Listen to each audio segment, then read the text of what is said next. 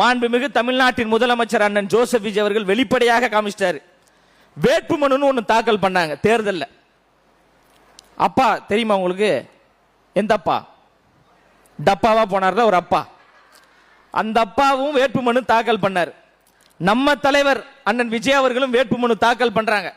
வேட்புமனு தாக்கல் பண்ணுகின்ற பொழுது தன்னிடம் இருக்கின்ற சொத்து பட்டியலை வெளிப்படையாக சொல்றாரு. 650 கோடி எனக்கு சொத்து இருக்கிறது என்று வெளிப்படையாக காட்டிய தலைவன் தான் அண்ணன் மாண்புமிகு தமிழ்நாட்டின் முதலமைச்சர். ஆனா ஐயா ஸ்டாலின் அவர்கள் என்ன சொன்னாரு? சொந்தமா காரு கூட இல்ல, 10,000 ரூபாய் தான் கையில வச்சுக்கிறாரு. எப்படிதான் லண்டன் போனாருன்னு தெரியலையே. அக்கா, லண்டனுக்கு எவ்வளவு டிக்கெட்டு? எவ்வளவு டிக்கெட் லண்டனுக்கு? எவ்வளோ? 1 லட்சம் இருக்கும்ல. என்ன தோலை 30,000ன்றீங்க? ஸ்டாலின் மாதிரியே இருப்பீங்க போல நீங்களா ஐயா.